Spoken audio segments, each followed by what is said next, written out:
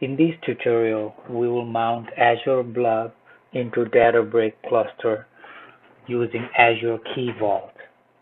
Okay, so first you would have, for this exercise, first you would need to create a Azure Key Vault. Okay, let's do that by going to all services. Just say create a resource. Then you search for Key Vault. Okay, so when you do this, you see all these options. This is what you want, the Microsoft Key Vault. So when you click on this, then you click over here, create name. In my case, I'm going to give it a NOAA Key Vault. Okay, then these are subscriptions, your resource group you want to create in, the zone, in my case, I'm picking Central US. Then you click on create. Okay, so it should take some time.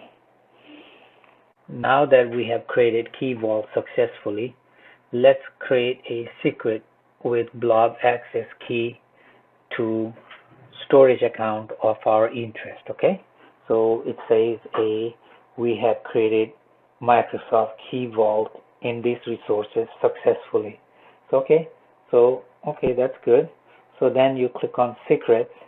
The secrets is where you provide a access key to the Blob storage. Okay, so you click on generate/import. Once you do that, you provide some kind of alias here to your storage account. In my case, the name of the storage account is NOAA Blob Storage, and then I click on access key. Then I copy one of these access key. I see there's a key here, there's a key here. So I would just copy one of those. Okay, it doesn't matter which one. So copy this. Then I go back to it's where I put this value, the key access value here. Then you click on create. Okay, so it is very quick. So that is done already. So now what we need to do is we will need to create a secret scope. Okay, secret scope in a Databricks itself.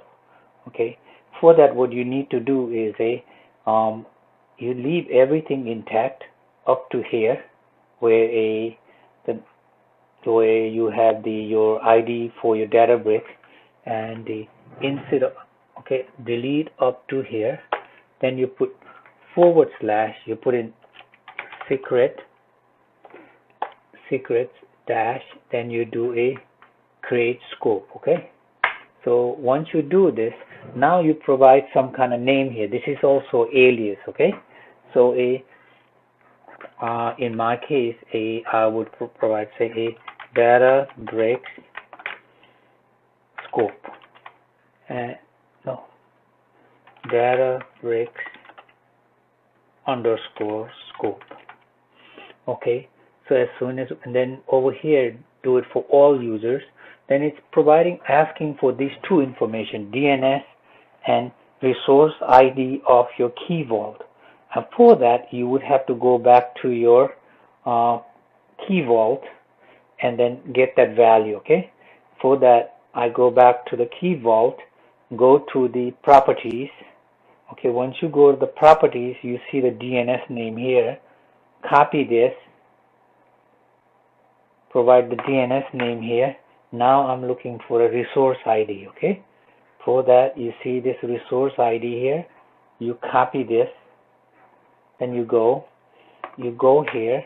So before I hit create, I want to show you that there is no a secret scope created as of now. Okay, so if I do this, if I list the secret scope, you see nothing here. Okay, so after I create this, I should see a secret scope name, Databricks scope, pointing to the Microsoft Key Vault. Okay, so it says it is created successfully. Okay, so do this.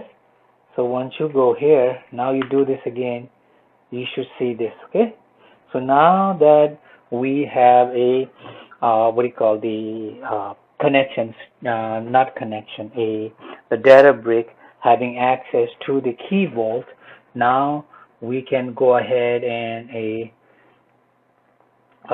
try to maybe mount a drive. Yeah, now. Okay, let's just go here. Go here and let's just say I have the Scala. As you know, you can type a percentage Python. That's how you change the scope of the language here. So for this, now I am doing this over here. This is where I am providing the storage account name. This is the container name, and this is where I want to mount. Okay, so if I go to they say a dbfs ls, and then if I do a dbfs this, okay, I do see a mount point here. If I check the mount point, I only see a mount point called tada. I don't see a mount point called Noah.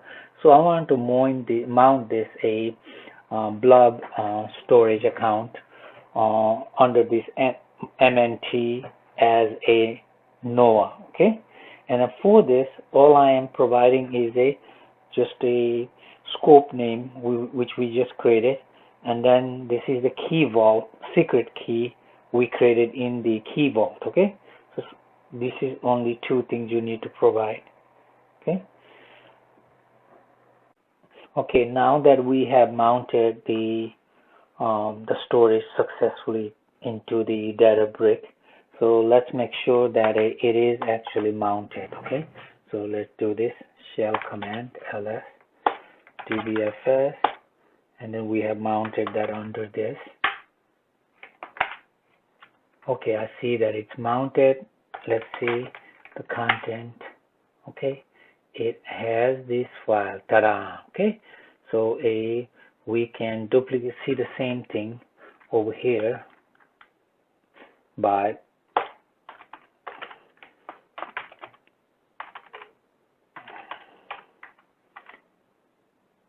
okay, we see the same thing. Yeah, so that is good. Okay, so now let's do something with this thing.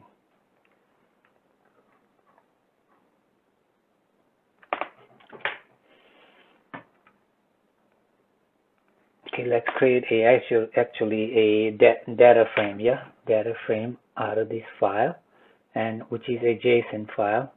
I can show you by doing the cat on this.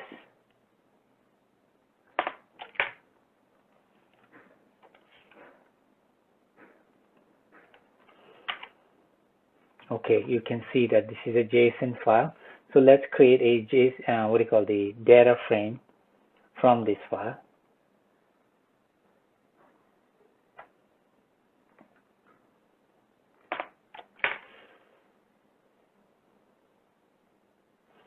Okay, which is done now.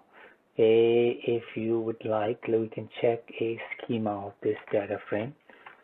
Say data frame that print schema. Okay.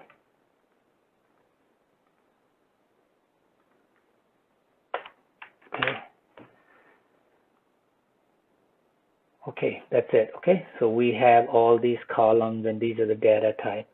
Okay, so next thing we do is let's just see the content of this data frame. Yeah. Okay, this is all Scala syntax. Okay, so these are the fields that are in there. So let's check how many fields are in there. What do you call these? Not fields. How many records are in there?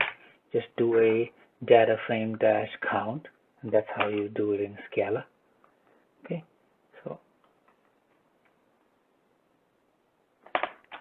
Okay, so we have total of 25 records. Yeah, so let's see, out of these, let's break down by gender. What do you say? Okay, so I am going to do this data frame group by gender, and then I would like a count of that. So let's see.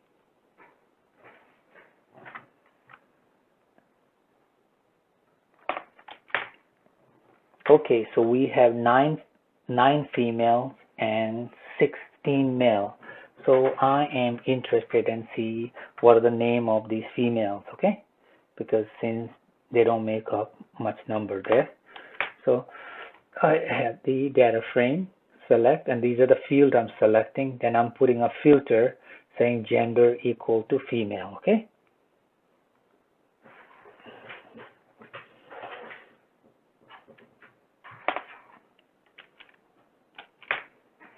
Okay, so we are done. These are the name of those 9 females we have, okay, in this data set. So if you are, say, new to Scala and you're more comfortable with SQL, so we can do what we can do is we can actually create a SQL table out of this data frame, okay? So I'm taking this data frame and then I'm saying create or replace temp view, and this is the name of the table I'm giving, okay? So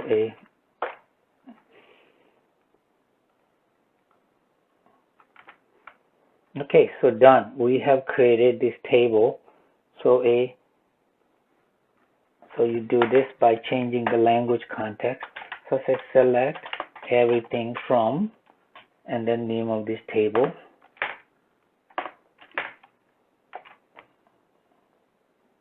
That's it. So then now you have this SQL table and as well as a Spark data frame. So whichever you are more comfortable with to do your analysis. So that is about your preference. So this is a wrap. So I hope you find this video helpful, and thank you very much for watching my video.